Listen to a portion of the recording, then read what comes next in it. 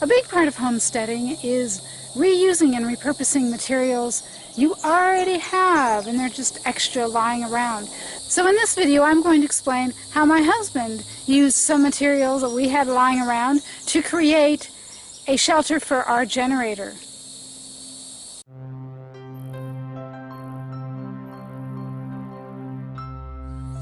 Well, here is our generator shelter.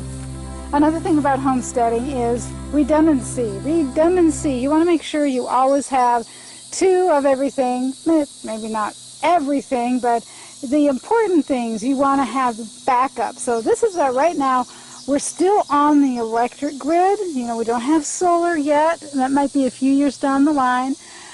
So we need something else. So we've got a gas generator, FYI. If I was to do it over again, we would get propane. I didn't know about that. I didn't know that the gas used a lot more energy. But so for a while, this generator has been sitting like 130, at least 130 feet away from here in the woods, you know, away from our house. And I finally said, you know what, Jerry, this is going to be a problem if we ever have a time when, you know, the electricity's off for several hours and we don't want everything in the freezer to thaw out.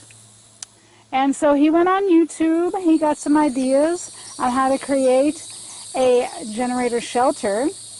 Now, some of the material is new, but a lot of it's used. So let me start with the platform here.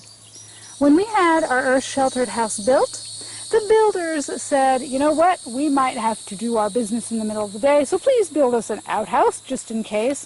Well, actually, none of them ever used it, but we turned it into our bathroom. And so this is a platform, I can't remember, it looks like 2x4s, that was the base, you know, the floor of our outhouse. And so after we took the outhouse apart, that was left.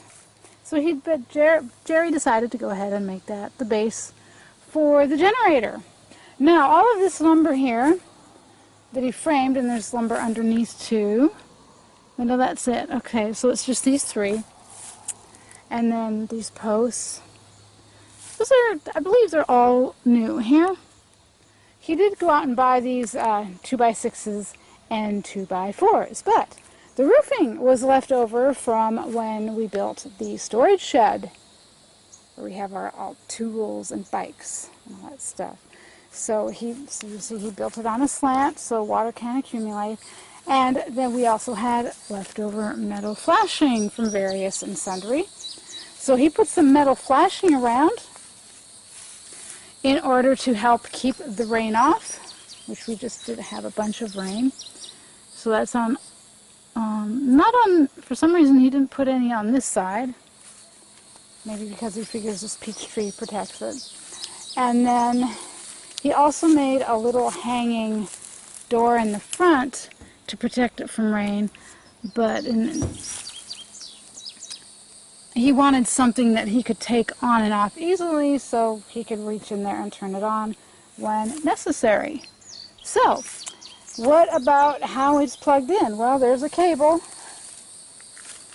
Starts right down about there, buried.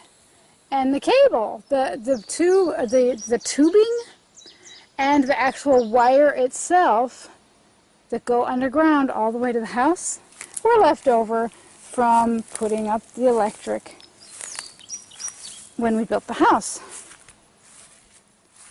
So if you need to build a shelter for your just-in-case generator, there might be materials lying around your property that you could put to good use and get it going, and you don't have to build the whole thing from scratch. So that's a suggestion for you. If you enjoyed this tip, feel free to give this video a thumbs up, share it with your online networks. Make sure you subscribe if you want to follow my gardening journey, our homesteading journey, and get lots of simple living and sustainable living tips. I'll see you for the next video. In the meantime, take care and be well.